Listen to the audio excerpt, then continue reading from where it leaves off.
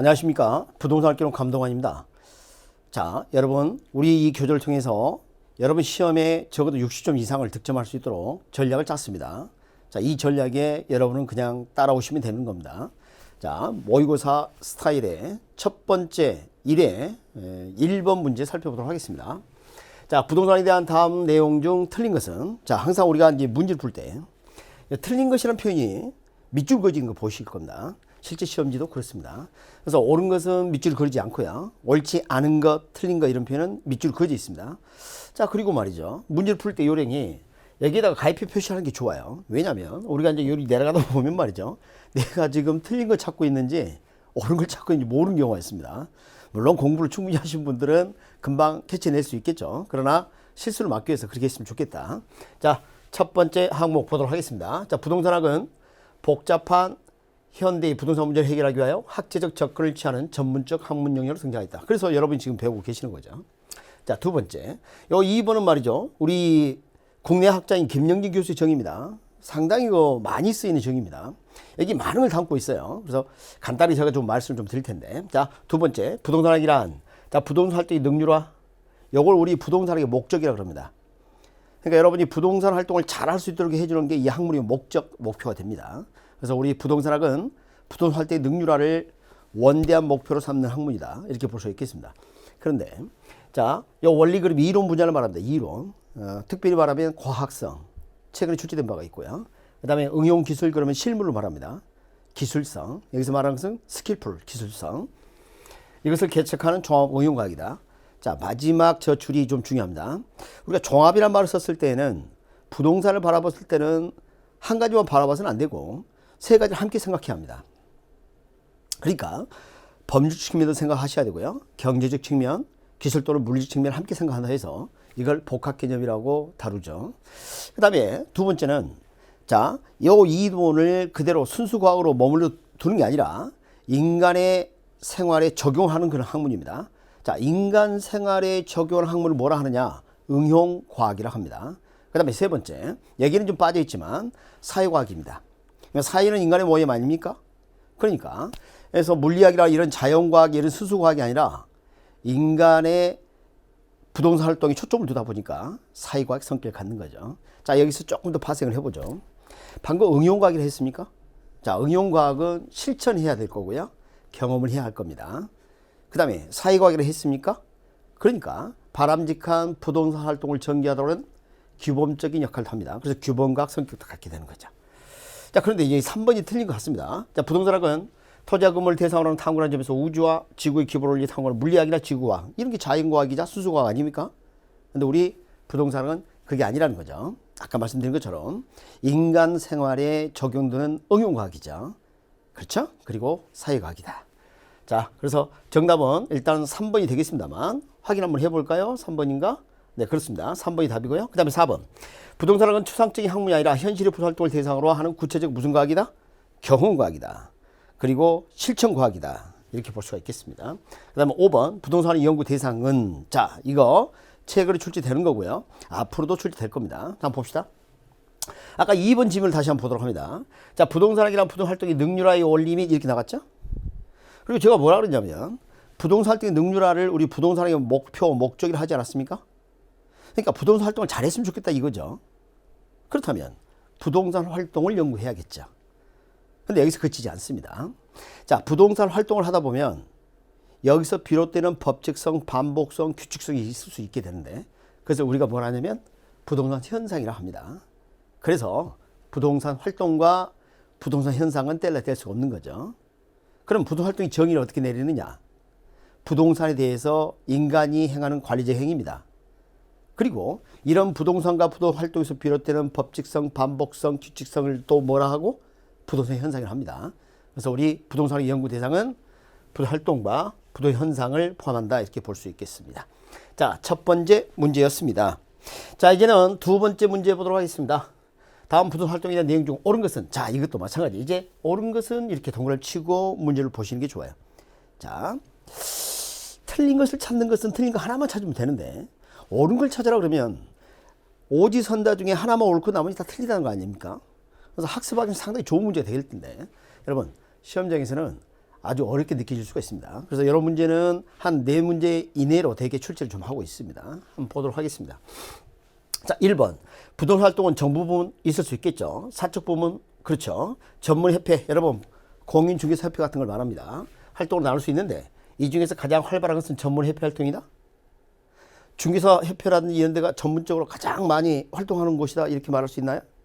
그게 아니라, 개개의 여러분 공인중개사, 사적 부분이 보다 활발할 것이라고 볼 수가 있겠습니다.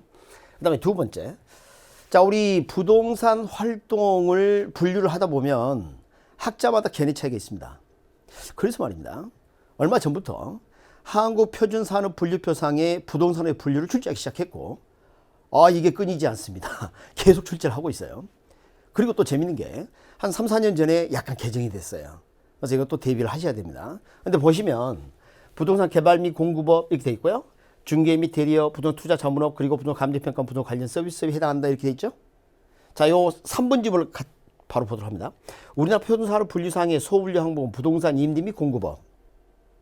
그 다음에 부동산 관련 서비스업 이렇게 크게 둘로 나눠요. 소분류에서. 그리고 그 안에 부동산 임대 및 공급업은 부동산 임대업과 부동산 개발 공급업 이렇게 하고요. 서비스업 좀 더 자세하게 이렇게.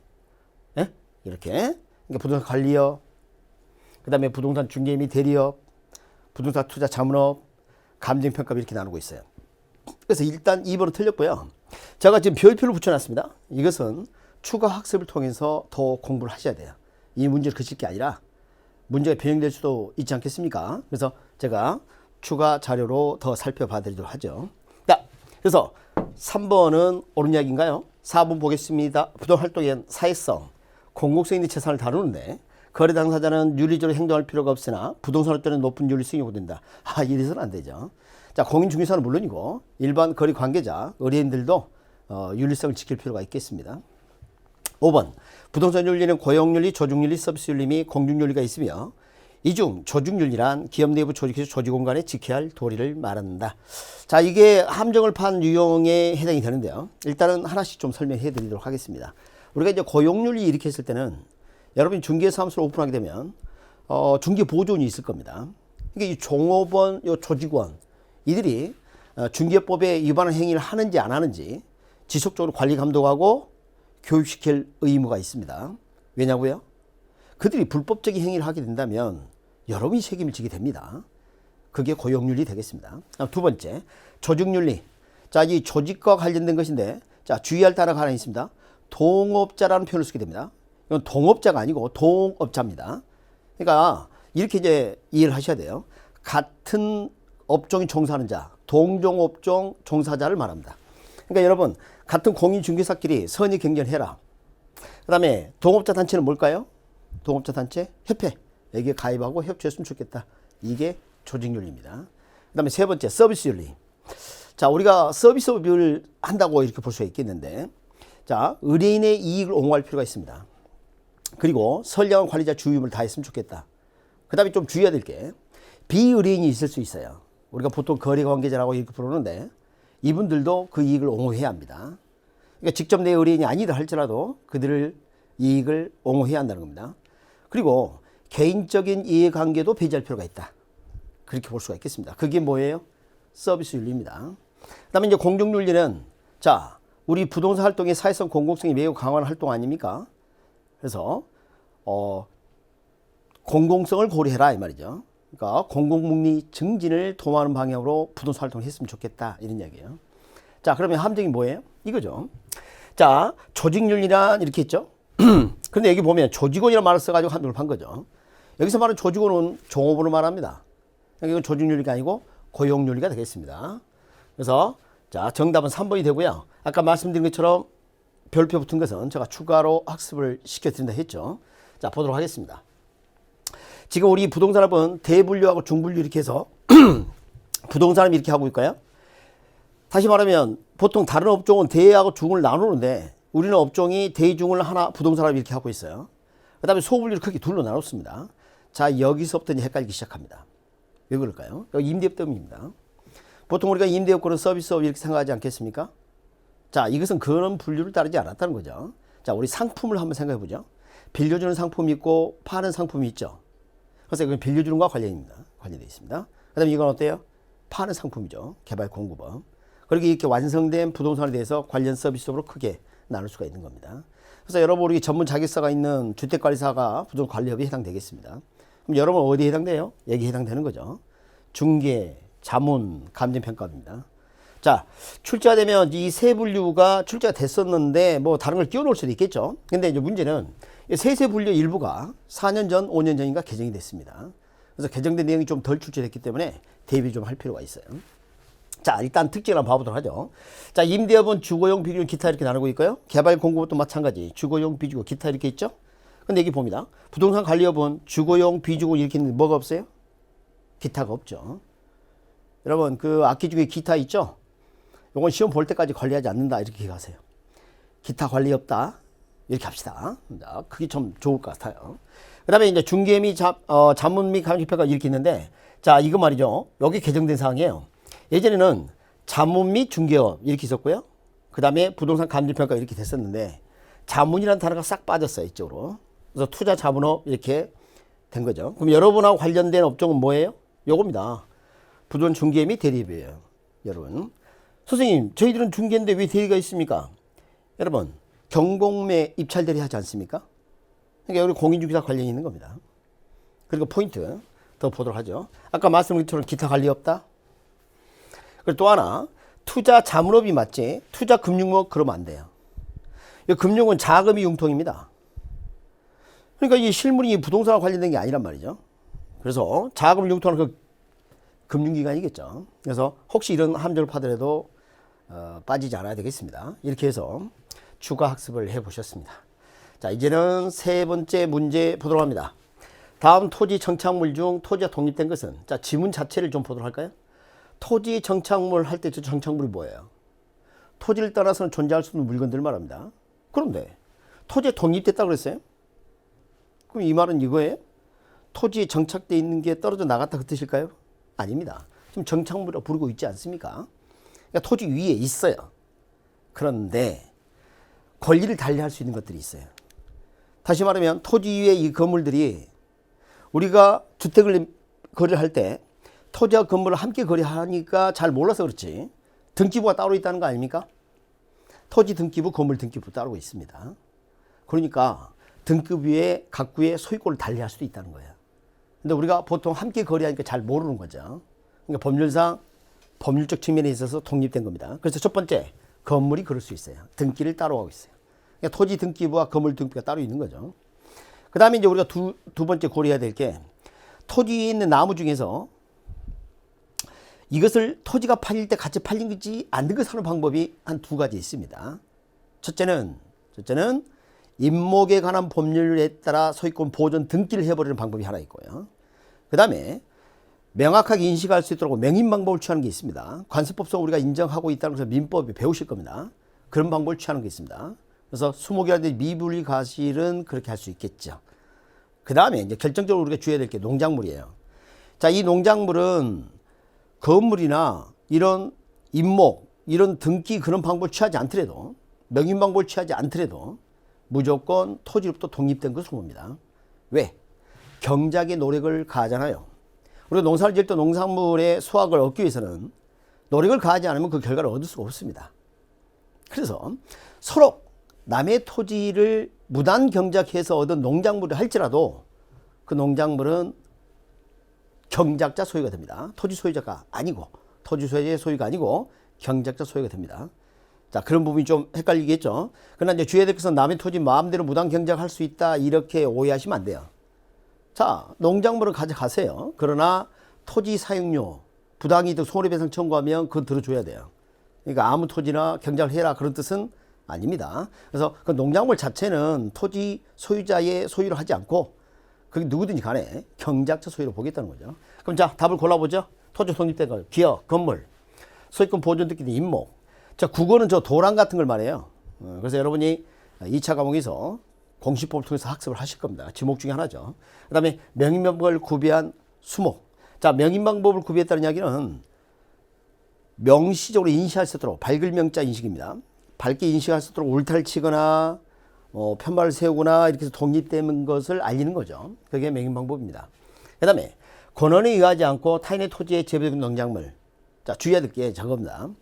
권한에 의했든 의하지 않았든 농작물은 무조건 누구 거냐면 경작자 소유예요. 그럼 권한에 의했다는 말은 무슨 말일까요?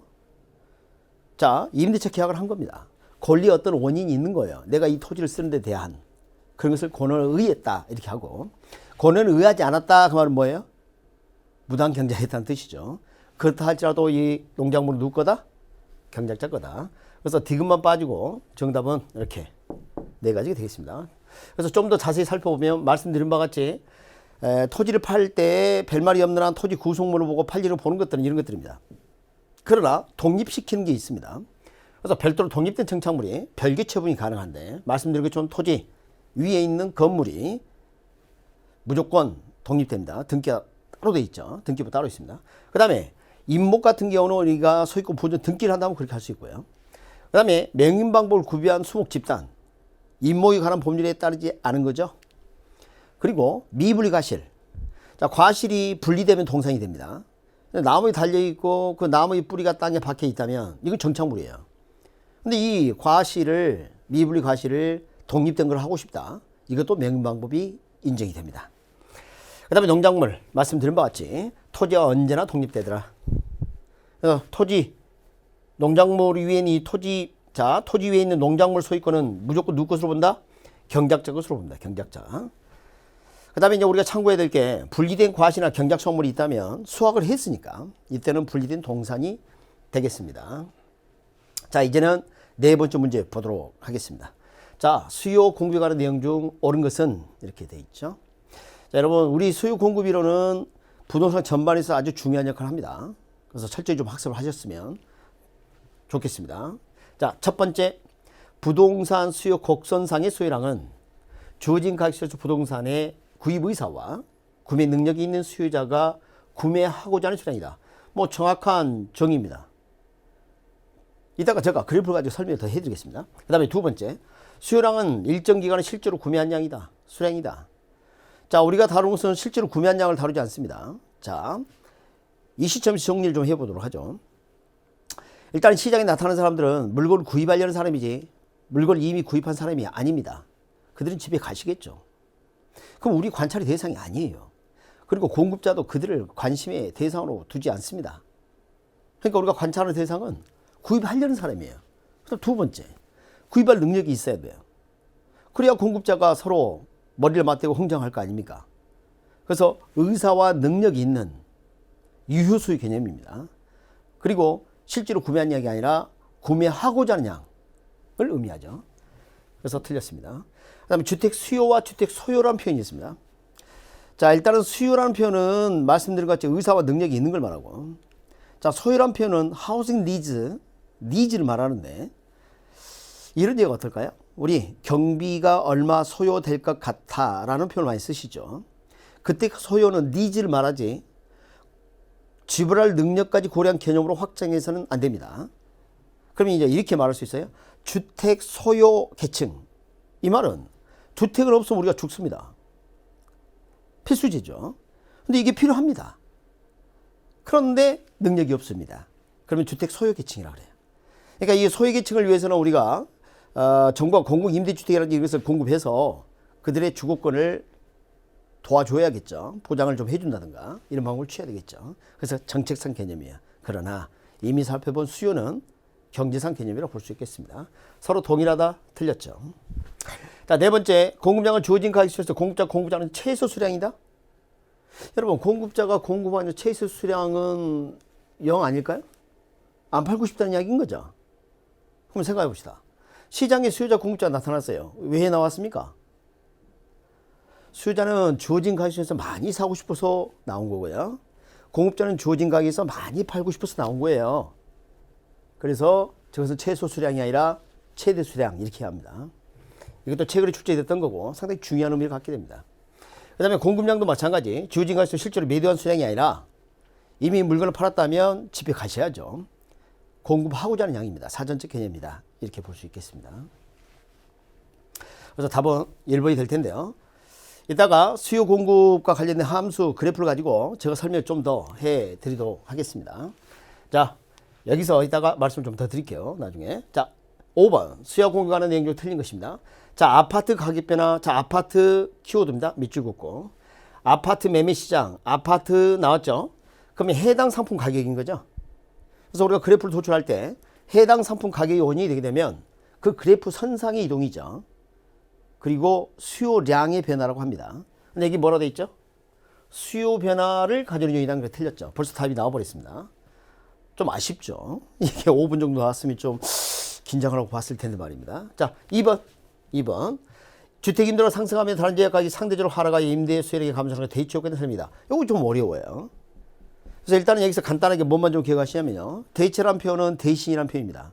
상대가 있을 때 표현인 거고요. 그래서 상대적인 개념이 여기 해당돼요. 조금 있다가. 자, 궁금해 하십시오. 제가 더 설명해 드리겠습니다. 자, 세 번째. 수요 곡선 이동으로 인해 수요량이 변하는 것을 부동산 수요의 변화라고 합니다. 수요량의 변화가 아니라. 이것도 마찬가지. 그래프를 가지고 제가 좀 더 설명해 드리도록 합니다. 나중에.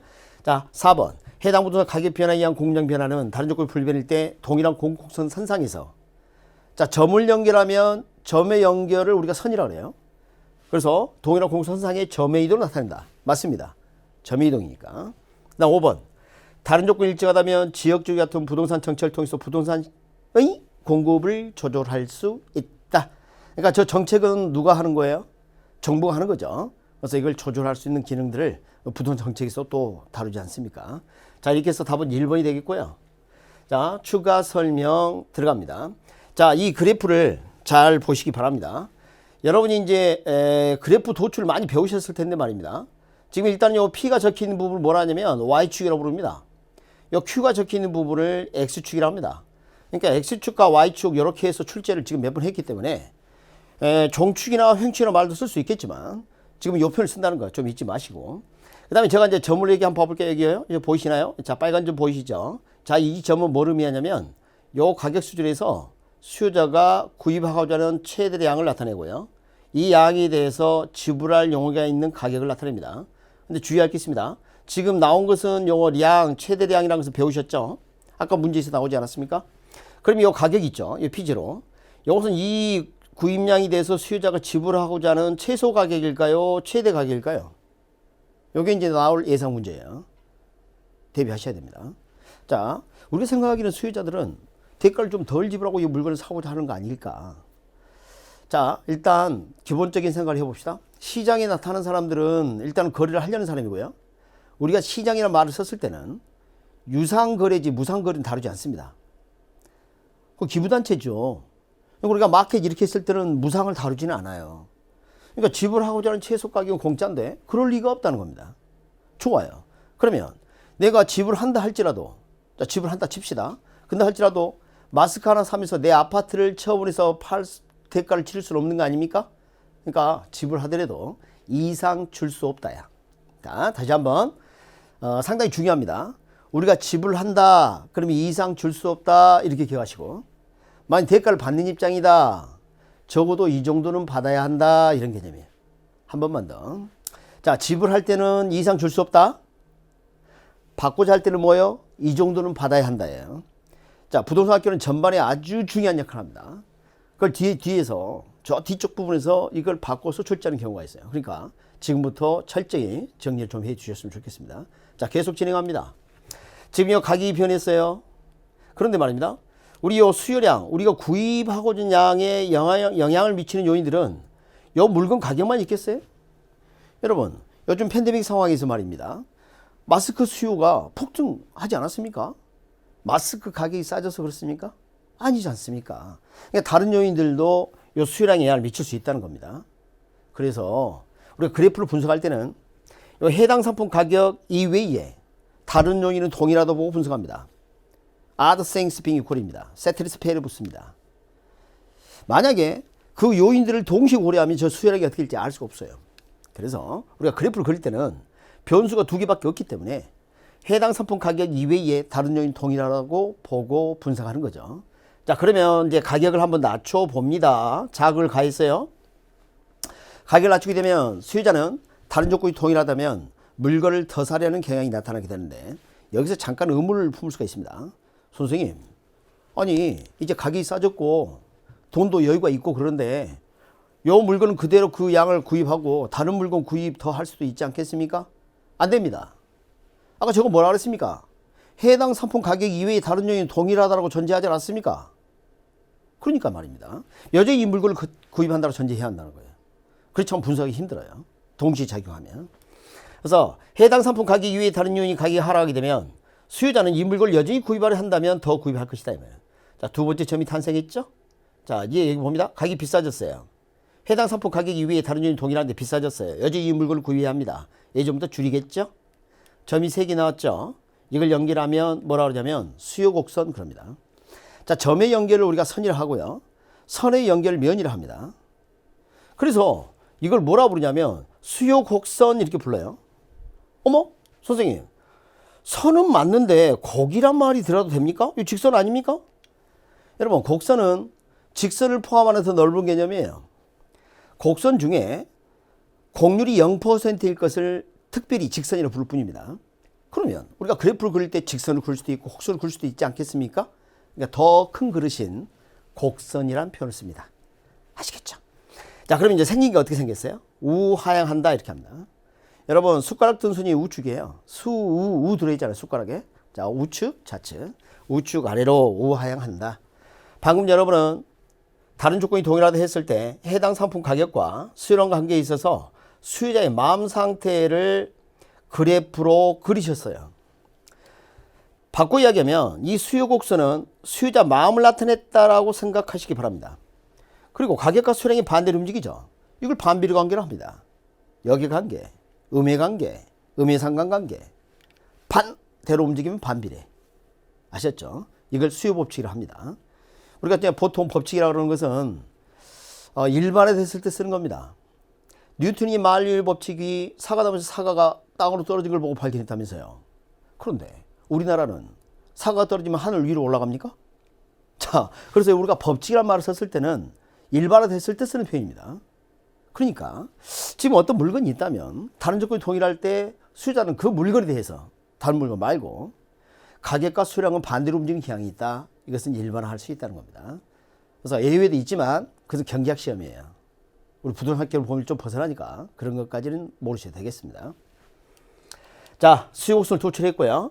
자, 그러면 가격이 하락하게 되면 수요량이 이렇게 늘게 되죠. 이건 수요량의 증가라고 표현을 써요. 그 다음에 가격이 상승하게 되면 양이 늘죠. 야, 다시 가격이 상승하면 양이 감소하죠. 그럼 수요량의 감소 이렇게 표현합니다. 그런데 우리가 여기 봐요. 제목을 뭐라 했어요? 수요량의 변화. 자, 이게 약속이라고 생각하시기 바랍니다. 수요자 마음을 처음에 표현할 때는 수요량의 증가 감소, 수요량의 변화라고 합니다. 자, 이제부터 주의해야 돼요. 자, 수요자 마음을 그림을 그리면 우하향 수요 곡선이죠. 여기 있습니다. 요거. 여기 수요자 마음이에요. 여러분 이미 수요자 마음을 도출했어요. 그런데 저 수요자 마음 변하지 않을까요? 변할 수 있습니다. 자, 내가 마스크를 사러 갑니다. 여전히 싸면 더 사고 싶고 비싸면 덜 사고 싶죠. 그런데 말입니다. 그 물건 가격이 원인이 아니라 팬데믹이 더 심화됐어요. 하루에 확진자가 10,000명, 20,000명입니다. 그럼 마스크를 더 구입할 가능성이 높겠죠. 그렇다면 이 물건 가격이 원인이 아니네요. 그런데 구입할 양은 늘렸네요. 결과 양은 늘었는데 이걸 어떻게 표현할 것이냐. 수요자 마음이 뭐예요? 수요곡선이죠. 그래서 이렇게 기억합니다. 이미 수요곡선을 도출한 상태에서는 그 수요곡선이 수요자 마음 이렇게 하시고요. 그 마음 자체가 움직이게 되면 양자는 표현을 안 쓰더라. 수요 증가, 수요 감소 이렇게 표현합니다. 다시 한번 수요곡선을 이미 도출한 다음에 수요량이 변하는 것을 설명할 때는 수요곡선이 수요자 마음을 나타내니까 수요 증가 감소 이렇게 약속이 돼 있어요. 영어도 달라요. 그러니까 여러분은 그렇게 하시면 돼. 우리 이게 출제가 좀 자주 됩니다. 자, 한 번 더 안 해도 되겠죠? 자, 그렇게 좀 기억을 해주시고. 그 다음에 수요곡선이 우측 이동한다, 우상향 이동한다, 인정합니다. 수요곡선이 좌측 이동한다, 좌하향 이동한다, 그것도 인정합니다. 화살표 지문 같거든요. 그래서 아까 우리 지문 중에 아파트 가격은 아파트 수요량을 변화시키게 되는데 이때는 수요량의 변화를 하고요. 아파트 가격 이외의 다른 요인이 수요곡선이 움직이게 되면 수요 변화라고 한다. 이렇게 볼 수가 있겠습니다. 자, 이제는 이거 그래서 요 1번 아까 말씀드린 바와 같이 해당 상품의 가격은 아파트 수요량에 영향을 미치게 되는데 이것은 뭐라 한다? 수요량의 변화를 가져온 요인이다. 이렇게 해야 되겠습니다. 그 다음에 요거 보도록 하겠습니다. 자, 지금 아파트가 두 종류가 있어요. 푸른 아파트와 하얀 아파트. 자, 어떤 아파트 구입 예정자가 두 아파트 중에 어떤 걸 구입하더라도 상관이 없답니다. 그러니까 이건 이런 이야기예요. 대신 받고 구매해도 만족의 차이가 없어요. 우리가 이런 걸 뭐라고 부르냐면 대체자라 이렇게 부르는 거죠. 그런 상황을 한번 가정해 봅시다. 다른 조건은 동일하다고 간주하겠습니다. 그 제품의 질, 평수, 그 다음에 교통 상황, 도로 상황 이런 것들이 거의 동일하다. 자, 푸른 아파트를 사나 하얀 아파트 사나 별 차이가 없다. 지금 분양가격이 3억으로 책정됐다 칠게요. 3억 너무 싼 거 아니에요? 이건 지역마다 달라요. 저한테 말씀하지 마세요. 수도권은 뭐 3억짜리 아파트가 어디 있어요. 그래서 그냥 우리 어떻게 보면 소박하게 3억 한번 해봤습니다. 그런데 이제 푸른 아파트가 가격이 3억에서 2억 5천 하락했다는 거 아닙니까? 여러분. 자, 어차피 푸른 아파트나 하얀 아파트 어떤 걸 사나 상관이 없는데 다른 모든 조건이 동일한데 이게 가격이 하락하면 여러분 같으면 어떤 걸 사시겠어요? 푸른 아파트 사야죠. 뭘 대신해서? 하얀 아파트를 대신해서 이걸 대체 효과를 해요. Substitution Effect로 합니다. 좋아요. 그러면 2억 5천 드리고 이 아파트를 매입하게 된다면 통장에 5천만 원 여유가 생기네요. 실질 소득의 변화를 가져오는 거죠. 자, 여기서 출제될 때 이제 주의해야 될 게 이겁니다. 잘 보십니다. 지금 이 소득 효과는 실질 소득의 변화로 돼 있고 여기는 뭐라고 돼 있냐면 대치 효과를 했는데 뭐라고요? 상대 가격 변화 이렇게 돼 있죠? 그 여기에도 상대 가격이라는 말을 써놨네요. 뭐야? 그럼 절대 가격이라는 것도 있나요? 네, 있습니다. 여러분이 아시는 가격은 절대 가격이라고 보시면 돼요. 자, 다시 볼게요. 푸른 아파트 3억, 절대 가격 3억이었고요. 하얀 아파트 3억, 절대 가격 3억이었어요. 근데 푸른 아파트가 절대 가격이 3억에서 2억 5천 하락했다는 거 아닙니까? 하얀 아파트는 절대 가격 변화가 없죠. 그런데 말이죠. 이걸 비교하면 상대적으로 이제는 비싸진 셈이 되는 겁니다. 여기는 상대적으로 하락한 셈이 되는 거고요. 그래서 소비자들 말이죠. 다른 모든 조건이 일단 동일하고 그렇다면 상대적으로 저렴한 걸 선택을 합니다. 이걸 대시라는 효과라 해서 대치 효과라 그래요. 자, 여기서 분명히 머릿속에 이런 질문을 할 가능성이 있습니다. 선생님, 조금 전에 푸른 아파트 3억 절대 가격이 2억 5천 절대가 하락했다 하지 않았습니까? 그럼 절대 가격이 원인이잖아요. 아닙니다. 만약에 푸른 아파트가 모든 조건이 같은데 처음에 절대 가격이 5억이라 한번 간주해 볼까요? 모든 조건이 같은데? 그런데 5억에서 4억으로 인하했다 쳐보죠. 그래도 상대적으로 비싸요. 그러니까 단지 절대가격이 하락이 돼서 무조건 선택하는 게 아니라는 겁니다. 한 번 더. 다른 모든 조건이 동일하다면 사람들은 상대적으로 저렴한 걸 선택을 한다. 그걸 뭐라 한다? 대체 효과라 한다. 됐습니까? 그래서 우리 가격 변화에 따른 효과는 대체 효과와 소득 효과의 합성 효과다. 오, 그렇게 보시면 되겠습니다. 자, 이제는 6번 보도록 하겠습니다. 다음 부동산 공급에 대한 내용이 틀린 것입니다. 자, 다른 조건이 일정하다면 노동자의 임금이나 시멘트 가격과 같은 생산 요소 가격 하라. 여러분, 생산 요소 가격은 한마디로 생산비인 거죠. 자, 생산물 가격은 그대로인데 말입니다. 분양 가격은 그대로인데 말입니다. 저는 생산비가 하락하게 되면 그 분양 가격에 더 많이 공급할수록 유리한 거 아닙니까? 그래서 공급을 증가시킨 요인 맞습니다.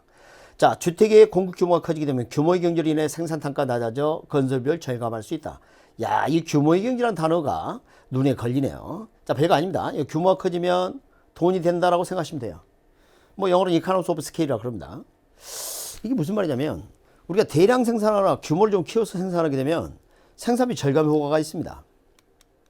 여러분 그 주변에 보시면 나홀로 아파트 같은 경우 있죠. 여기 보면 뭐 단지 내에 뭐 실개천 설치하거나 이런 걸 하지 못해요. 그냥 단지 규모가 크게 되면 그 안에 펜시스를 훨씬 더 만들 수 있어요. 비용 절감 효과가 있으니까. 옳은 이야기죠. 세 번째, 다른 조건이 동일하면 부동산의 물리적 공급량은 단기적으로 한정되어 있어요. 이 단기 장기 이렇게 했을 때 이 단기는 장기 단기를 판단할 때 기준은 여러분이 생각하는 것처럼 뭐 하루다, 1시간이다 이런 걸 하시면 안 돼요. 단기란 것은 시장에 새로운 공급자, 경쟁자가 진입하기 힘든, 충분히 진입하기 힘든 그런 짧은 기간을 말해요. 장기는 새로운 공급자가 진입할 정도로 충분히 긴 기간 이렇게 말합니다. 시간이 좀 짧다 이렇게 이해하셔도 지금은 괜찮겠습니다. 그래서 물리적 공급량을 단기에는 금방 늘 수가 없겠죠. 그런데 요 단어는 지금 공부를 좀 하셨는지 모르겠지만 탄력성이란 표현 중에 비탄력적이라고 되어 있습니다. 자, 이따가 우리 탄력성 관한 문제도 볼 텐데 탄력성은 분모 분자 결과 관계에 있어서 결과가 양의 변화율입니다. 양이 얼마만큼 변했느냐 그걸 나타냅니다. 그래서 양을 변화를 많이 못하면 비탄력적, 탄력성이 작다, 탄력적이지 못하다. 양 변화가 많이 되면 탄력적, 탄력성이 크다 그렇게 합니다. 이따가 또 하도록 하겠습니다. 자, 단조건 일정하면 기준금리 하락은 이자 비용을 감소시켜 부동 공급자가 건설 비용을 절감시키는 효과가 있기 때문에 수익을 증가시키는 요인이 될 수가 있겠죠. 그 다음 단조건이 동일할 때 토지는 용도의 다양성에 인해서 우하향 공급성을 갖는다, 우상향 공급성을 갖게 됩니다. 자, 이러한 것들을 좀 자세히 또 살펴보도록 하죠. 좀 이따가. 그래서 5번이 틀렸고요. 자, 먼저 토지의 물익공선 보도록 할게요. 물익공선. 이게 뭐로 되어 있습니까? 부증세인가요? 자, 가격이 아무리 오래되더라도 토지량을 늘릴 수 없지 않습니까? 수직성인 거죠. 이렇게 생기면 우리가 완전 비탄력제를 하지 않았습니까? 그런데 여기 봅니다. 용도가 다양해지는 거, 병합 분할 가능성. 우리가 토지를 같은 용도로 병합하거나 서로 다른 용도로 분할할 수 있지 않겠습니까? 그럼 결국 용도가 다양해진다는 상황인데. 자, 이렇게 한번 해봅시다. 지금 이거 무리적 공급선, 요 Q 재료가 지구상에 우리가 가용할 수 있는, 쓸 수 있는 토지가 1000제곱미터를 가정합시다. 근데 500제곱미터는 택지고 나머지 500제곱미터 농지라고 한번 가정하겠습니다. 그런데 이 농지 중에 일부를 택지로 전환하는데 제약이 없다. 다른 모든 조건이 동일하다고 한번 가정한 겁니다. 그러면 농지 200제곱미터를 택지로 바꾸게 되면 택지량은 500, 700 늘어나죠? 이 공급량을 택지량 이렇게 보시면 돼요. 택지량. 그래서 500에서 700으로 는다. 이렇게 볼 수가 있겠습니다. 그래서 무슨 모양이에요? 우상향. 이제는 부동산 소유의 가격 탄력성에 대한 내용 중 틀린 내용입니다. 아까 말씀드린 바와 같이 탄력성은 그 결과가 양의 변화율입니다. 이따가 더 설명해 드리겠습니다. 자, 한번 보도록 하겠습니다. 1번. 다른 조건을 불변이라고 가정할 때 부동산 소유의 가격 탄력성은 대체의 존재 유무에 따라 달라질 수 있다. 그렇습니다. 대체제가 뭐죠? 대신 바꿔 소비해도 만족의 차이가 없는 제한을 말합니다. 만약에 A란 물건을 사기 위해서 갔는데 그 물건이 갑자기 비싸졌습니다. 그러면 나는 상대적으로 저렴한 걸 찾으려 했는데 대체제가 없어요. 그럼 비싸지더라도 그걸 그대로 사야 되는 겁니다. 예를 들어서 내가 100개를 살 마음을 가지고 있었다. 그럼 100개를 그대로 구입해야 돼요. 그러니까 수요는 변화가 없는 거죠. 그러니까 탄력성 값은 0이 돼요. 그때는 완전 비탄력죠. 근데 대체제가 있다. 지금 이 물건과 거의 흡사한 물건이 있다면 저렴한 걸 선택하게 되고 부족한 만큼을 비싸더라도 할 수 없이 사는 그런 양상을 보일 겁니다. 그래서 대체제가 존재하게 되면 수요자는 선택폭이 커져요. 수렴표를 더 잘할 수 있다는 거죠. 대체제가 존재하면 탄력성이 커집니다. 두 번째, 일반적으로 부동산 수요의 가격은 단기에서 장기로 갈수록 더 탄력적이다 그래야죠. 비탄력적이자가 아니라. 이게 벌써 이게 틀렸죠. 자, 장기로 주어지면, 자, 우리 단기 장기 할 때 여기서 우리 경제에서 많이 쓰는 게 이제 세 가지입니다. 첫 번째, 관찰 기간. 두 번째, 측정 기간. 그리고 주어진 기간. 이런 기간이 길수록 수요자는 대체제를 더욱더 많이 찾을 수가 있습니다. 그래서 이게 잘못됐죠. 자, 그 다음에 세 번째, 다른 조건의 불변을 가져갈 때 부동산 수요의 가격 탄력성 부동산을 지역별 용도별로 세분할 경우 달라질 수 있다. 자, 이게 이제 출제된 지문이고요. 그럼 어떻게 달라지느냐? 탄력성은 커져요. 무슨 말이냐고요? 자, 이렇게 한번 예를 들어보죠. 지금 강남에 있는 35평 아파트와 강원도 동막골에 35평 아파트가 있다 치겠습니다. 근데 생각해 봅니다. 강남의 35평 아파트와 강원도 동막골의 35평 아파트는 대신할 수 있는 물건이 아니에요. 그런데 만약에 더 쪼개 볼게요. 자, 강남으로 옵니다. 강남에 있는 이 아파트 단지로 옵니다. 그 단지 내에 같은 동을 쳐다봅니다. 같은 동에 같은 층수에 같은 평수의 아파트를 봅니다. 거의 흡사하죠. 완벽하게 동일하지 않더라도 대신할 수 있는 물건이 보이는 겁니다. 그럼 봐요. 302호가 안 되면 302호 마치 대체제가 있는 것처럼 보이게 되는 거죠. 그래서 우리가 탄력성 측정할 때 그 결과가 달라질 수가 있어요. 그게 이런 이야기죠. 우리 아가씨들이 자, 이 동네에서 신랑감 찾아라 이런 것보다 전국을 대상으로 찾아라 아니면 세계를 대상으로 찾아라 그러면 훨씬 더 선택의 폭이 커질 겁니다. 그죠? 그러니까 그런 조건을 거는 거하고 비슷한 거예요. 그런 거하고 비슷한 거예요. 이것은 똑같은 사례는 아니지만 그러니까 우리가 조건을 달리하게 되면은 탄력성이 달라질 수가 있는데 만약에 세분하게 되면 동질성이 커지고 마치 대체제가 많은 것처럼 관찰이 됩니다. 그래서 3번은 앞으로 나온다면 보다 탄력적이 된다 그런 이야기입니다. 그 다음에 4번 보면 다른 조건을 일정할 때 수익 가치가 1보다 큰 경우 임대료가 상승하게 되면 임대업자 임대 수입은 감소한다. 여러분 1보다 크다를 뭐 어떻게 했어요 우리가? 탄력적 그랬죠? 그러면 무슨 말이죠? 수요자가 대안이 많다는 거예요. 대체가 많은 상황입니다. 근데 임대료를 올리게 되면 어떻게 돼요? 다른 임차할 주택이 많다는 겁니다. 그럼 임대를 올린 그 주택은 수입이 오히려 감소할 수가 있어요. 맞는 이야기죠. 좀 이따가 정리 더 해드리겠습니다. 별표 보이시죠? 또 하실 겁니다. 자, 임대주택 수익 가격 탑승이 1인 경우. 자, 이때는 임대료 변화율과 수익량 변화율이 동일합니다. 그러니까 임대료를 인상시키게 되면 수익량 감소 효과하고 서로 상쇄되고요. 임대료를 인하시키게 되면 수익량 증가 효과가 서로 상쇄돼서 불변이 되게 돼요. 그래서 수익은 변하지 않는다. 탄력성 공부를 좀 하겠습니다. 여러분이 혼자 공부하실 때 제일 어려워하는 파트 이거 아닙니까? 그래서 여러분 지금 마지막 이걸 정리하겠다라고 이 문제를 풀고 계시는데 사실 이론 부분도 좀 설명이 필요하다고 생각합니다. 잘 모르고 공부를 한 경우가 많아요. 공부를 했다고 하지만. 자, 일단은 우리가 탄력성이라는 표현을 쓰게 되면 이 성자 표현 있죠. 여기 볼까요? 분수를 표현하는 수단이 율, 비율, 지수, 개수, 상, 성도 이런 건 분모 분자 표현이에요. 그리고 만약에 여기 봐요. 여기 봅니다. 여기 출석률 그러면 출석자가 분자에 적히죠. 여기 결과예요. 그러니까 우리가 분모 분자는 제목을 분자값을 사용하는 이유가 그것 때문이에요. 그런데 자, 동그라미 2번을 보도록 합니다. 뭐라 돼 있어요? 분수를 계산하고 분모를 1로 만든 작업이라고 그랬죠. 예를 들어서 10분의 1을 계산하면 어떻게 돼요? 0.1인가요? 이건 1분의 0.1인가요? 계산하고 보니까 이 결과는 분자값하고 관련이 있다는 걸 알 수가 있어요. 그래서 우리가 분모 분자를 표현할 때는 항상 분자값을 제목으로 쓰는 이유가 그것 때문이에요. 그리고 또 하나 또 알아야 될 게 예를 들어서 지금 여기 분모를 1로 하지 않고 100으로 한다면 분자는 어떻게 돼요? 10이 될 겁니다. 다시 말하면 여기다 100 곱하고 여기다 100 곱하면 이렇게 되는 거죠. 자, 이렇게 표현하면 우리가 이걸 뭐라 하냐면 퍼센트라고 해요. 퍼센트를 어떻게 표현했어요? 백분율이라 하지 않았습니까? 백분율이 뭐예요? 100으로 나눴을 때 차지하는 비율이에요. 그러니까 0.1은 10% 이렇게 하시면 돼요. 그러니까 시험 질문을 봤는데 퍼센트로 적힌 경우가 있고 그냥 소수점 적힌 경우도 있고 그래요. 근데 알아서 0.1은 10% 이렇게 적어도 옳다 이렇게 하시면 되는 거예요. 그러니까 간혹 그걸 좀 헷갈려 하시는 분이 있습니다. 조심해 주시고. 그러면 자, 위로 다시 올라가서 이제 탄력성 내용을 좀 더 보도록 할게요. 우리 이제 탄력성은 이 원인에 대해서 이 결과에 대해서 결과가 얼마만큼 변하느냐 이 말이에요.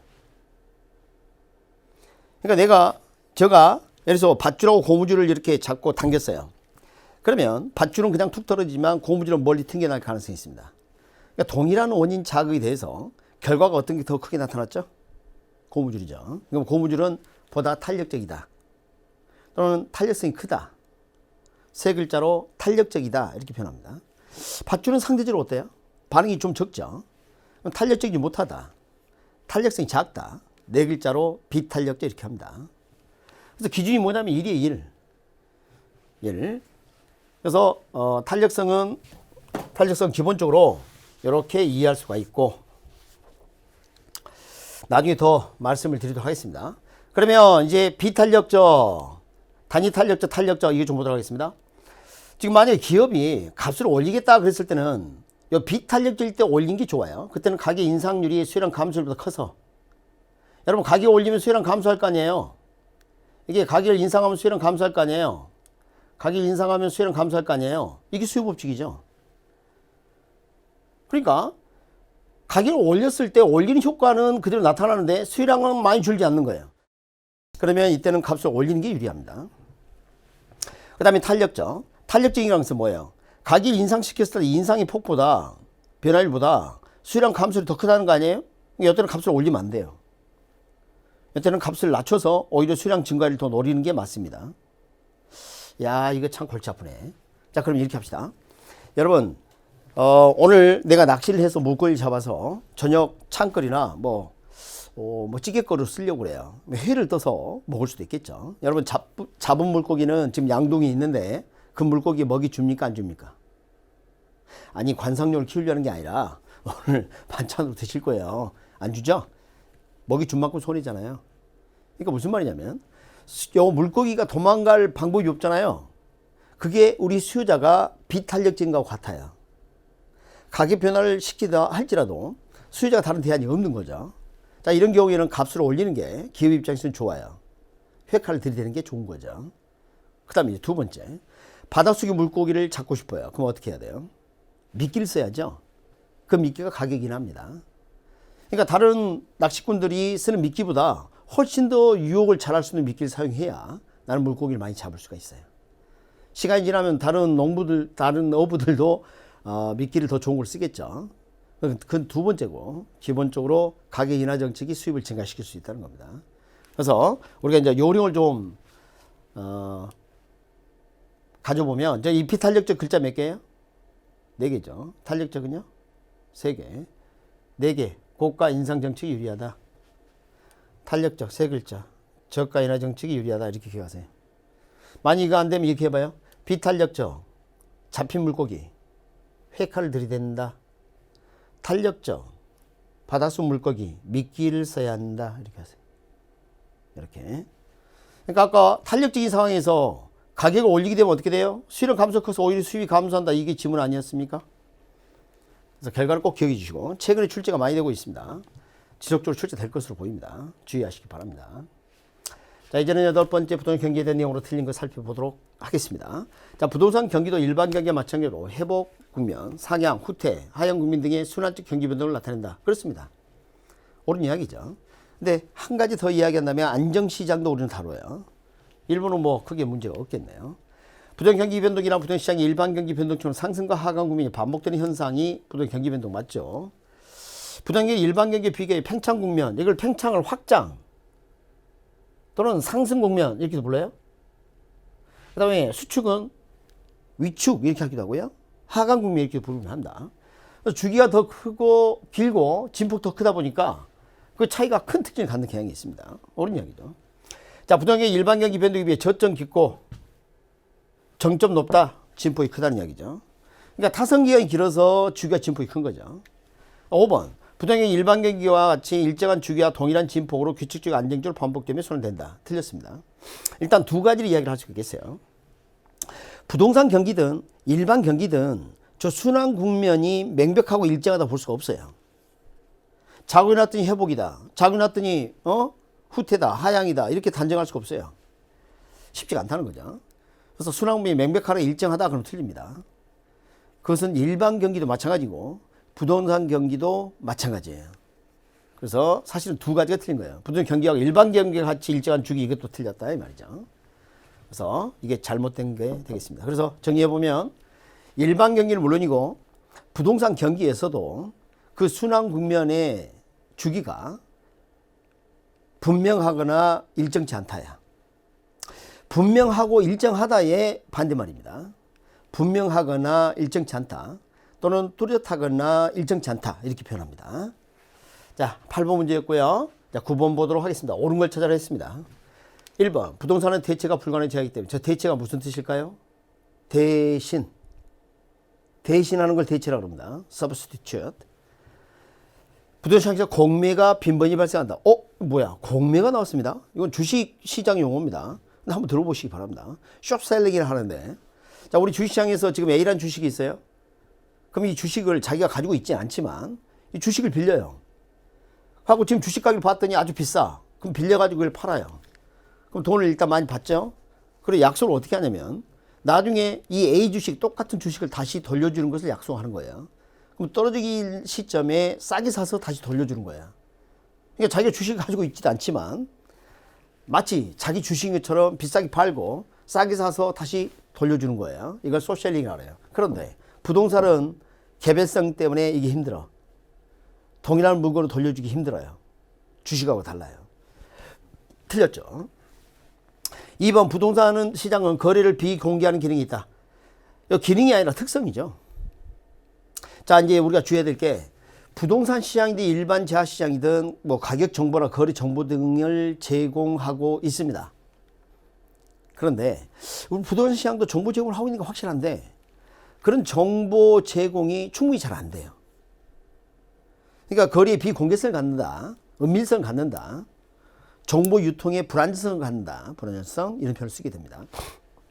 그러니까 비공개하는 특성을 갖는다 이렇게 합니다. 자, 그러면 다시 한번 부동산 시장도 정보 제공 기능을 갖는데 제공하더라도 잘 안 된다는 게 특성입니다. 바꿔서 인간은 배설 기능을 갖는데 우리 부동산 시장은 변비 걸렸다 그런 뜻이에요. 아예 일을 못 본다 그런 뜻은 아니고. 그래서 거래 비공개성도 조심해야 될 게 거래 내용이 아예 공개가 안 된다 그렇게 오해하시면 안 돼요. 잘 안 된다는 뜻이에요. 오해 소지가 있는 표현이죠. 그래서 여기서는 그것 때문에 틀렸습니다. 3번 부동산 시장은 국지성의 특징이 있기 때문에 국지가 뭐예요? 특정 지역에 국한되는 걸 말합니다. 이게 지역별로 부동산 가격이 차이가 나는 겁니다. 그래서 균질적 가격 형성이 어렵다 그래야 되겠습니다. 3번 부동산 시장 수요와 공급 불균형으로서 단기적으로 가격 형성이 왜곡될 가능성이 있다. 그렇죠. 부동산 이게 왜곡이 잘 된다는 거죠. 양은 한정되어 있는데 수요가 급증하면 가격이 폭등할 수도 있고 말이죠. 그다음 5번 부동산 시장의 특징 중에 하나는 특정 지역에 다수의 판매자와 다수의 구매자가 존재한다. 자, 우리가 이제 어떤 생각하면 이게 맞는 것처럼 느껴지는데 그렇지 않습니다. 소수의 판매자, 구매자가 존재한다고 봐야 됩니다. 자, 이런 생각을 해보죠. 어떤 사람이 태어나서 토지 한 평 차지하지 못하고 돌아가신 분도 많아요. 좀 그래도 위안이 된다면 돌아가시자마자 한 평 차지하지 않습니까? 아, 낙골당도 있다고요? 더 슬프네요. 자, 그래서 소수의 판매자, 구매자가 존재한다 이렇게 봐야 되겠습니다. 그래서 옳은 것은 4번이 되겠습니다. 자, 이제는 주택의 여호와정에 대한 내용 중 틀린 것입니다. 우리 주택의 여호와정 필터링 프로세스 고가주택이 하향여가 되거나 저가주택이 상향여가 되어서 이렇게 주거지역이 나눠지는 현상들이 벌어지죠. 자, 1번 부동산 시장은 공간과 위치, 공급을 통해 수요자가 분배하는 기능을 한다. 부동산 시장은 이런 분배를 하는 기능을 합니다. 두 번째, 주택의 여호와정은 시간이 경과하면 주택 질과 주택이 거주하는 가구 소득의 변화에 따라 발생하는 현상이라고 볼 수가 있습니다. 고수익이 살던 집을 비워두고 공가가 생기게 되면 저축이 들어오게 되는 거죠. 3번 주택의 여호와정이 원활하게 작동하는 주택시장에서 주택의 효과가 긍정적으로 작동하게 되면 주거의 질을 개선하는 효과가 있습니다. 주택의 양도 증가합니다. 자, 한번 생각해 봅시다. 지금 70년대 하향여가 된 주택이 있고요. 최근에 하향여가 된 주택이 있다면 쳐보겠습니다. 그럼 70년대 그 아파트보다 최근의 아파트가 훨씬 질적성이 높습니다. 그리고 여러분 지금 주택은 계속 늘고 있어요. 신축이 있어서 그래요. 철거도 있지만 철거 비중이 낮아요. 그리고 저가주택 양은 점점 증가한다고 볼 수가 있어요. 여기서 말하는 저가주택이라는 것은 뭐 정말 뭐 판잣집 같은 말을 꼭 이야기하는 것이 아니다. 우리가 이분법을 써서 그렇게 표현하는 것이지. 자, 4번 공가의 발생은 주택의 여호와정의 중요한 구성 중 하나다. 맞습니다. 빈집이 없으면 이게 안 되는 거죠. 5번 주택 이효과를 주택 순환과제라고도 합니다. 여기 그렇습니다. 그래서 3번이 답이고요. 제가 이제 그림을 통해서 좀 더 이제 설명을 좀 해드리도록 하겠습니다. 지금 여기 보시면 원래 이제 새 집이 이렇게 있었다 쳐볼게요. 근데 시간이 지나면 어떻게 돼요? 노화될 수 있겠죠. 근데 봐요. 이 계량후 가치 상승과 계량 비용 비교했더니 계량 비용이 더 많이 들어요. 그럼 여기 있는 사는 사람은 계량하겠습니까? 그래서 이제 다른 조건이 동일해야 돼. 재건축 재개발이 확정됐다 치지 않다 이렇게. 그럼 이사 갑니다. 고수지 저쪽으로 이사 갔죠. 이렇게. 그럼 여기는 어떻게 돼 이제? 계량후 가치 상승분이 계량 비용이 더 크다. 재개발 재건축 되거나 신도시 개발되는 가능성이 있는 거죠. 그럼 여기 봐요. 빈집 생겼죠? 여기 누가 들어와요? 저속주기 들어옵니다. 여기 필터링 프로세스 중에서 필터링 다운이라고 합니다. 하향여가. 그리고 여기 침입 보이십니까? 원래 누가 살았어요? 고소득층. 그러니까 지금 빈집이 생겼을 때 저속주기 들어오게 되는데 기존 입주자들이 찾아봤을 때 가가집니다. 리어커에 대한 이삿짐 싣고 끌고 올 수도 있죠. 그러니까 이질적 요소가 개입된다고 느껴진다는 거예요. 그래서 처음에는 침입이라 그래요. 정적게 바뀌게 되면 천이, 계승 이렇게 표현합니다. 여기 왼쪽도 마찬가지 신도시 개발됐을 때 고수축이 들어오게 되면 치니까 천이 이런 과정이 있을 수 있습니다. 그러다 보니까 왼쪽은 고수축 주거지역, 오른쪽은 저수축 주거지역이 있게 되는데 이렇게 주거지역이 나눠지는 현상을 주거분리라고 합니다. 자, 여기서 한 가지 주의하실 게 있어요. 직주분리 그러시면 안 됩니다. 직주분리는 직장과 주거지가 나눠지는 걸 말해요. 여기는 주거지역 자체가 나눠진 것을 주거분리라고 그래요. 그럼 상대적으로 봐봐요. 여기 경기지역이 있다면 자, 여기 고가주택이 있어요. 1동부터 30동까지 있는데 1동 창문 열면 한가해 보이지만 30동을 열었을 때 얘가 보인대요. 그럼 이쪽으로 할수록 불리하죠. 할인거래 되고 이것은 이쪽으로 할수록 할증거래가 될 가능성이 있겠죠. 자, 이렇게 해서 이 과정을 간단하게 그림으로 살펴보았습니다. 자, 이런 11번째 혈축시장에 대한 내용으로 틀린 것입니다. 일단은 혈축시장은 정보와 관련된 걸 다룹니다. 우리 수요공급이론도 그렇게 하지 않았습니까? 해당 상품 가격 이외에 다른 점은 동일하다고. 그러니까 정보가 부정가치 어떤 영향을 미치는 일을 따지기 때문에 본질적으로 제품 동질성과 상호 대체성이 있는 시장을 전제로 해서 출발해요. 그냥 아주 중요한 의미는 아니에요. 당연히 그렇게 가정을 하고 하겠죠. 그 다음에 우리가 혈축시장 efficient 마켓은 어떤 정보가 있다면 그걸 지체 없이 가치에 반영되는 것에 따라 구분될 수가 있습니다. 어떤 정보, 이게 어떤 정보냐 이 말이죠. 그래서 셋으로 나누지 않았습니까? 좀 이따 표로 보겠습니다. 자, 약성 혈축 시장에서는 과거 정보가 반영되는 그런 시장입니다. 100%. 근데 여기 봐요. 요거의 함정이죠. 현재 가치에 대한 과거 역사적 자료를 분석하여. 여러분, 우리가 항상 분석을 할 때는 가치는 현재 가치예요. 근데 이 현재 가치에 과거 정보까지 반영됐느냐, 과거와 현재 정보까지 반영됐느냐, 과거, 현재, 미래의 정보까지 모두 반영됐느냐에 따라 셋으로 나눈 거죠. 약성, 중강성, 강성. 이게 현재 가치라는 단어를 보고 중강성 시장에도 이상하시면 안 돼요. 그러니까 역사적 자료가 이게 문제죠. 그래서 이거 길쭉 분석이라고 하지 않습니까?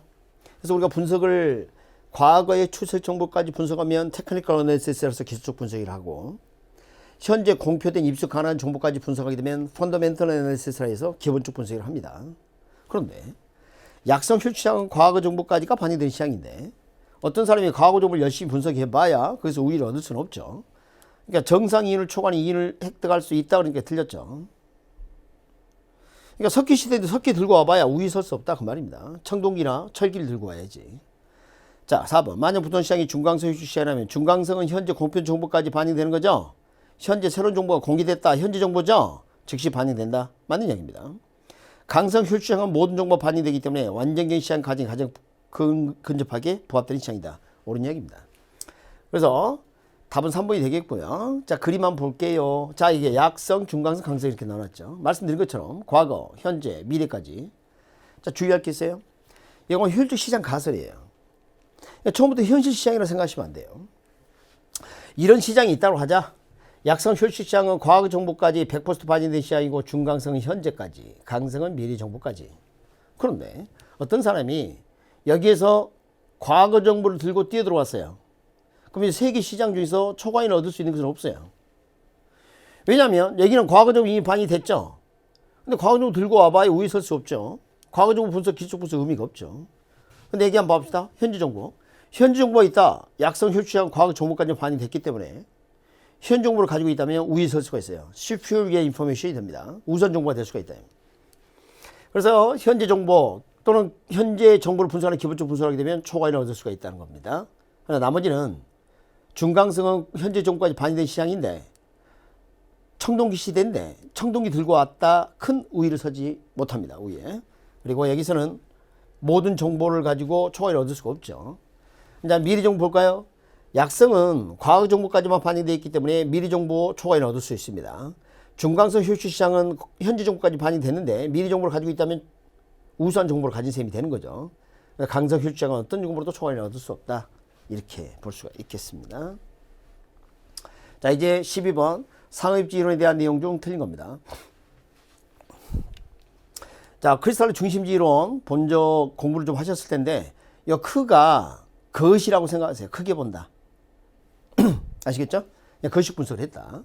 공간적 중심지 규모의 크기에 따라 상권 규모가 달라지는 걸 실증했고, 자, 크리스탈은 제어의 서비스에 따라 중심지가 해칭화되며 서로 다른 크기의 도달 범위와 최소축 범위를 가진다고 보았는데, 제어의 도달 범위란 중심지 활동이 제공되는 공간적 한계로서 끝자락이다 이 말이에요. 중심지로부터 어느 기능에 대한 수요가 1이 아니라 0이 되는 지점까지 거리를 의미한다. 이게 무슨 말일까요? 자, 내가 매장을 가지고 있는데 이 매장에 물건을 구입하러 온 사람이 있어요. 봤더니 10km 떨어진 곳에서 왔습니다. 그런데 10km를 벗어나서 오는 사람은 없더라는 겁니다. 그러니까 내 물건이 거기까지 도달할 수 있었구나. 고객이 물건을 구입하기 위해서 기꺼이 통행 가능한 최대 거리구나. 그걸 뭐라 그래요? 자의 도달 범위라고 합니다. 그러니까 수요가 0이 되는 지점까지입니다. 그 다음에 이제 레일리 이론이네요. 레일리 소멸법칙 따르는 두 개 도시, 여기 이자 잘 보세요. 두 개 도시의 상거래 흡입력 두 도시, 그죠? 인구의 비례하고 두 도시 분기점으로서 뭐예요? 거리에 그 다음 뭐예요? 제곱은 아니에요? 그래서 레일 할 때 이 레일이 철도 레일이라 생각하세요. 철도 레일은 몇 개? 두 개. 두 도시, 제곱. 기억하셔야 합니다. 그러니까 시험 문제 만약에 레일리하고 호프 이론이 나온다. 그럼 레일리 같은 경우는 항상 두 도시고 제곱이에요. 그러니까 아예 문장이 적어주지 않습니다. 근데 허프 이론 같은 거 출제를 하게 되면 거리의 공간 마찰 계수가 얼마이라는 것을 꼭 적어줘요. 대부분 2를 많이 주어졌는데 2를 적어줄 수도 있고 3을 적어줄 수도 있습니다. 2를 적으면 1승, 2를 적으면 똑같이 레일리처럼 2승 이렇게 합니다. 중력 모형 그럼 되게 허프 모형을 많이 이야기합니다. 중심지 형성 과정보다는 중심 간의 상호작용, 고객이 어디로 더 많이 가느냐 이런 것을 더 관심을 두는 거죠. 따라서 3번이 잘못됐고요. 자, 이는 13번 보도록 하겠습니다. 지금 요거 누구 이론인지 한번 확인해 볼까요?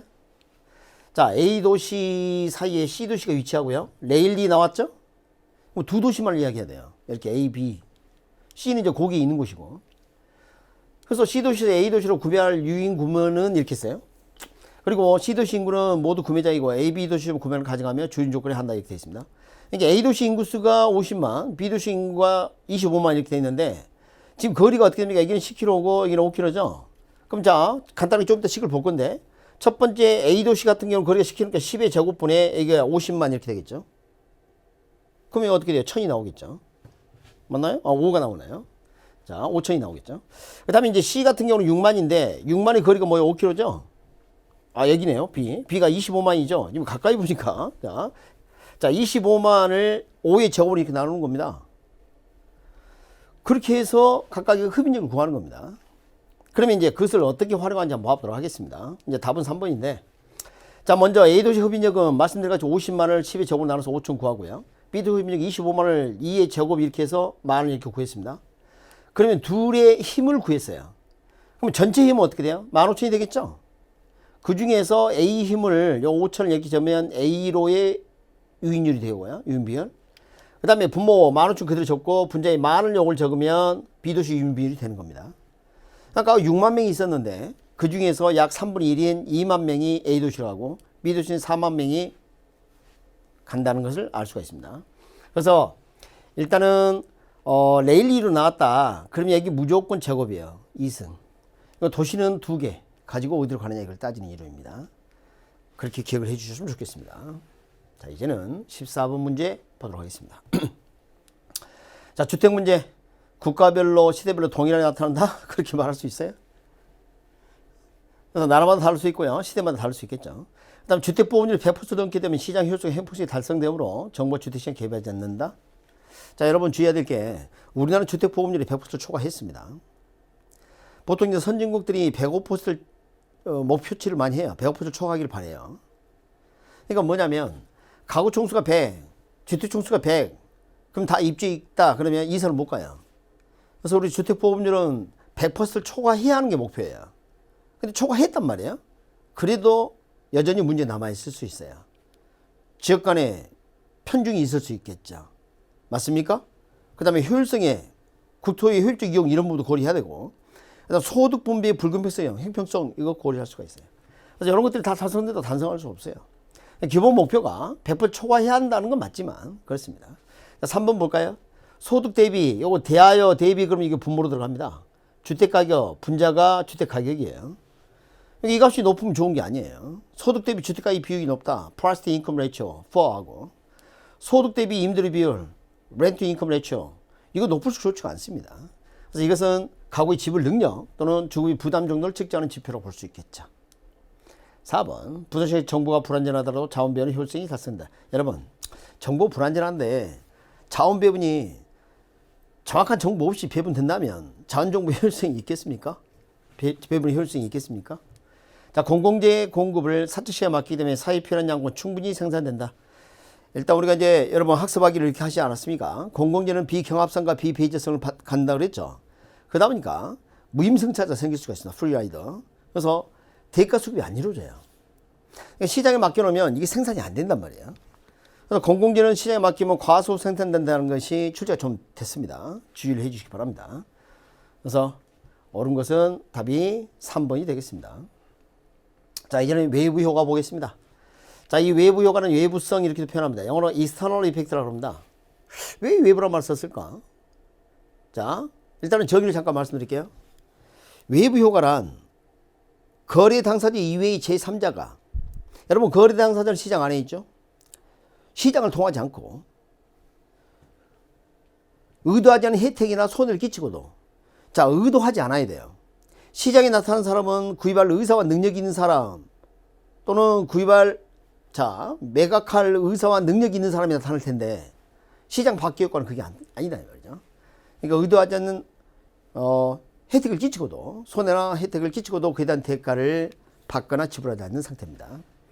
그러니까 시장 밖의 효과고요, 대가 수급이 안 이루어진다는 뜻이죠. 예외효과는 한 사람의 행위가 제3자의 경제 효성에 영향을 미치지만 그에 대한 보상이 이루어지지 않는다, 대가 수급이 안 이루어진다, 그 말이에요. 옳은 이야기죠. 자, 그리고 예부 효과 중에 좋은 게 있어요. 내가 토지를 가지고 있는데 주변이 개발돼요. 그럼 나에게 이익이 올 수 있는 거죠. 맞습니까? 이걸 뭐라 그래요? 정의 예부 효과. 그리고 네 글자로는 외부 경제 그럽니다. 그러면 비용을 지불하지 않는 사람도 발생되는 이익을 누릴 수가 있다. 자, 이거 보죠. 인근지역 대규모 생태공이 들어서게 되면 아파트 시장에 정의 효과가 발생할 것이다. 그렇습니다. 아파트 시장에 유리한 작용이 강하는 거죠. 그다음에 4번. 정의 효과가 발생하면 님비 현상이 발생한다. 자, 우리 이제 개발 유치 현상, 기피 현상이 있는데요. 정의 효과가 발생하는 이런 기업들은 지자체 입장에서 서로 이걸 유치하려 합니다. 개발 유치 현상이 일어납니다. 그래서 영어로 place in my front yard라고 해서 내 집 앞마당으로 이렇게 부릅니다.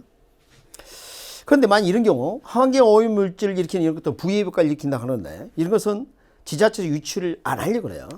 님비라 그럽니다. 개발 기피 현상. Not in my backyard. 앞마당 같은 소리 하지 마라. 뒷마당조차 들 수 없다. 이런 게.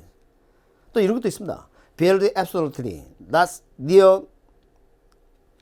자, nothing anywhere, near anybody. 이런 표현이 있습니다. 자, 이것은 이제 뭐냐면 아무것도 짓지 말라. 그런 뜻이죠. 그래서 바나나 그런 것도 있습니다. 그 다음에 매연을 배출하는 철당 공장에 규제가 전혀 없다는 그 주변의 주민들에게 부의효과를 자꾸 발생하게 된다. 그렇습니다. 자, 이거 답이 4번이 틀렸어요. 핀피라고 해야 되겠죠. 정리 좀 해보면, 여러분이 시험 볼 때 이제 주의를 해야 될 게 이겁니다. 잘 봅니다. 외부 경제는 좋은 효과예요. 시장에 맞게 과수 소비돼요. 생산되고요. 외부 경제는 과대 소비 생산. 여러분 결론을 꼭 기억하세요. 출제가 계속됩니다. 자, 정의의 효과 또는 외부 경제. 외부 경제 글자 4개죠. 과수 소비 생산. 외부 경제 글자 5개죠. 과대 소비 생산. 이렇게 해보세요. 이거 잘 나옵니다. 그러면 자, 외부 경제는 사회에 어디에? 사회에 유리한 편익 이로움을 줍니다. 그럼 봐봐요. 사적이 제가 밑줄 그어놨죠. 왜 밑줄 그어놨냐면 의사결정 주체는 사적 주체입니다. 그러니까 이 사적 주체가 뭔가 소비를 하면서 사회에 유리한 작용을 가했어요. 그럼 사지 편익이 더 커졌죠. 근데 소비자들은 자기가 느끼는 만족에 있어 대가를 치르고 소비하려 합니다. 그러니까 사회적 수준보다 적게 소비될 가능성이 있어. 의사결정 주체가 과수 소비. 반대로 얘기는 어때요? 사지 비용 절감시켜줬죠. 본인 비용이 여전히 많다고 생각하죠. 과수 생산. 이거 볼까요? 담배 피우면서 주위에 오염물질을 배출시킬 수도 있겠죠. 본인의 만족을 기준으로 하다 보니까 제재를 가하자면 과대 소비. 여기는 오염물질을 정하지 않고 배출하게 되면 사지 비용 커지는데, 본인의 비용을 기준으로 한다면 뭐예요? 과대 생산. 결론은 뭐예요? 외부 불경제를 그대로 사회에 방지하게 되면 어떻게 돼요? 방치하게 되면 과대 소비 생산. 외부 경제는 과수 소비 생산이 일어날 수가 있다. 그리고 여기 봐요. Place in my front yard. 개발 유치 현상. 여기 Not in my backyard. Build absolutely nothing anywhere near anybody. 이런 게 개발 기피 현상입니다. 그래서 이걸 님비 바나나 이렇게 외우세요. 이거 어떻게 외우지? 길 가다가 미끄러져서 봤더니 바나나 껍질을 밟았어요. 아이고, 이런 님비 바나나 이렇게 하세요. 이렇게라도 좀 기억했으면 좋겠습니다. 자, 이제는 16번 보도록 하겠습니다. 다음 중 우리나라 정부의 부정시장에 대한 직접적 기회. 자, 직접이란 말이 나왔습니다. 여러분, 정부가 시장이 직접이란 말을 할 때 어떨 때요? 수요자나 공급자되거나 정부가, 또는 시장의 기능의 일부를 인수하거나, 그러니까 시장이 할 기능을 정부가 끌어다가 그냥 갖다 써버리는 거죠. 그런 경우, 이런 것은 직접 개입 수단이라고 볼 수가 있겠죠. 그럼 공공토지 비축제도는 뭐예요? 토지이행제도. 그러니까 정부가 토지를 쌀 때 미리 사뒀다가 나중에 필요할 때 제때 공부하겠다는 거 아닙니까? 취득세는 과세 등은 간접 개입입니다. 종합부동산세 마찬가지. 토지 수용, 강제 매입이죠. 그죠? 그래서 이것도 수요자 공급자 역할을 하는 겁니다. 개발부담금은 이것도 간접적으로 해당됩니다. 공공임대주택 공급 어떻게 돼요? 실제로 주택을 공급하지 않습니까? 직접 개입이죠. 대비를 또 금융 같은 이런 것도 뭐예요? 간접 개입입니다. 이렇게 볼 수가 있겠죠. 그래서 정답은 3개가 되겠습니다. 자, 임대규제에 대한 내용 중 틀린 겁니다. 자, 요것은 이제 이따가 제가 이제 그림을 그려가지고 설명을 더 해드릴 텐데, 정부가 임대료 상승을 기준가격으로 규제하면 장기적으로 기준임대주택 다른 종류 전환되는 임대 공장을 감소하게 된다. 시간이 지나면 주택이 줄게 돼요.